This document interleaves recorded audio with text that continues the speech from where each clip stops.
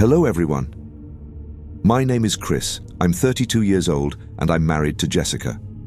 We have a 6-year-old daughter named Dwayne. We work hard to keep our family together and healthy, but things haven't always been easy. I grew up in a complicated family. My parents constantly fought and my father was violent. Maybe that's why I always promised myself that I would do everything differently when I had my own family. I've been striving to be the opposite of my father, but life has a funny way of testing us. About 6 months ago, my mother passed away. It was a hard blow, even more so because despite everything, she was always there for me. Her relationship with my father was complicated, to say the least, and after her death, my relationship with him became even more tense. He started drinking more and eventually ended up being admitted to a psychiatric clinic after a violent episode with the neighbors. With all these pressures, Jessica and I decided we needed a break. We decided to take a road trip to relax and leave Dwayne with my in-laws for a week. We planned to go to a country house we had rented for a week, but what was supposed to be a relaxing getaway turned into one of the biggest nightmares of my life. We left Sao Paulo on a Friday afternoon, eager to leave all that mess behind. The traffic was light, and after a few hours on the road, Jessica and I were already feeling lighter. We talked about the future, about how things were going to get better.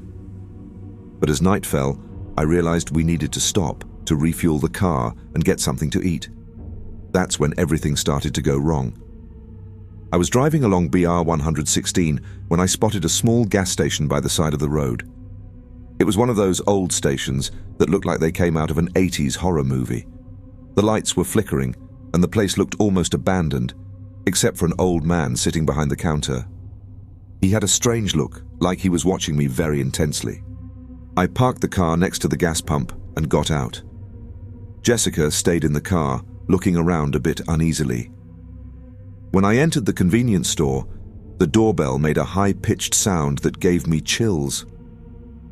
The old man behind the counter said nothing, just watched me as I grabbed some drinks and snacks. When I approached to pay, he finally spoke, in a hoarse and grim voice. "Where are you headed, boy?" he asked, with a smile that looked more like a grimace. "We're going to a country house. We need a break from the city," I replied, trying to sound casual. "Be careful on these roads around here. They're not safe at night," he said as he rang up the items. "Lots of stories. People who disappear." Those words made me a little uneasy, but I smiled and thanked him. When I got back to the car, Jessica noticed I was pale. "Are you okay?" she asked. Yes, just a weird guy at the station. Let's go." I filled the car's tank and we drove off. The road was dark and the gas station lights soon disappeared in the rearview mirror, but the feeling of unease didn't leave me. We kept driving for another hour until we finally saw a sign indicating that the country house was just a few kilometers away. We took a dirt road and the path became even gloomier. Suddenly, the car engine started to sputter. I cursed and tried to stay calm as I pulled the car over to the side of the road. Jessica looked at me with concern. "What's wrong?" "I don't know. The engine is making a strange noise." I got out of the car to take a look. When I opened the hood, I was met with a cloud of smoke. The engine was overheated, and there wasn't much I could do out there in the middle of nowhere. Jessica got out of the car and approached me. "What now?" she asked, her voice clearly nervous. "We'll have to wait a bit. The engine needs to cool down before we try again." We sat back in the car and waited. The silence of the night was disturbing, interrupted only by the occasional sounds of the forest around us. Jessica and I started talking to pass the time, but we were both uneasy. Time seemed to pass slowly, and my anxiety grew with every minute. After about an hour, I decided to try starting the car again. To my surprise and relief, the engine started. I continued driving down the dirt road, now more slowly and carefully, watching for any problems. But then, as we rounded a bend, we saw something that made our hearts nearly jump out of our chests. In the middle of the road, there was a gas station, identical to the one we had left behind, with the same convenience store and the same flickering lights. The old man was there, sitting behind the counter, just like before. It seemed impossible. I was sure we were on the right path, but how could we have circled back to the same station? I stopped the car and looked at Jessica, who was as frightened as I was. "How is this possible?" she asked, her voice trembling. "I don't know.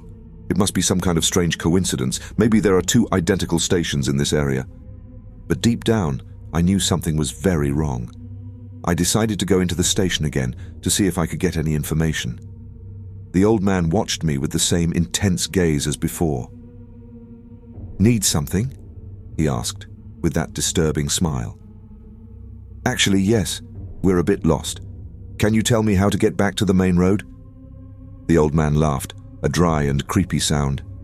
"You should never have come here. This place is not for you." My blood ran cold.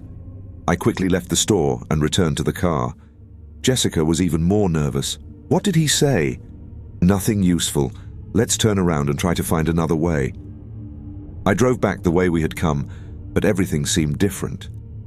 The dirt road seemed to stretch endlessly, and every turn brought us back to the same gas station. It was like a never-ending maze. Finally, we stopped the car again. Jessica was on the verge of tears, and I felt helpless. "What now, Chris? What are we going to do?" Before I could answer, I heard the sound of footsteps on the road. I looked back and saw the old man walking towards us with a macabre smile on his face. In a panic, I tried to start the car, but the engine wouldn't respond. The old man was getting closer, and I felt there was no escape. Then Jessica screamed, "Chris, look at that!" I looked in the direction she was pointing and saw something even more terrifying. Behind the old man, there were skeletal and deformed figures, like the ghosts of people who had disappeared on those roads. They moved slowly, but with relentless determination. I knew we couldn't stay there. I tried starting the car again, and this time the engine finally started. I drove as fast as I could, leaving the old man and those creatures behind. But the fear still lingered. We drove for hours, with no direction, until we finally saw the lights of a city in the distance. We arrived at a hotel and checked in, exhausted and shaken. We told the manager what had happened, and he looked at us with a mix of skepticism and pity. "You must have gotten lost. The roads here can be confusing at night." But Jessica and I knew it wasn't just confusion. Something truly evil was on that road, something we couldn't explain. The next day, we returned to Sao Paulo, abandoning the idea of the country house. I promised myself we would never return to that area. Since then, our lives have been different. Jessica and I are still haunted by that night and avoid talking about it. Duani never knew what happened, and we intend to keep her protected from this story. But sometimes, on quiet nights, I can still hear those footsteps on the road and the old man's disturbing gaze at the gas station. And I wonder how many other people have disappeared on that road, forever trapped in that infernal maze, haunted by those dark creatures.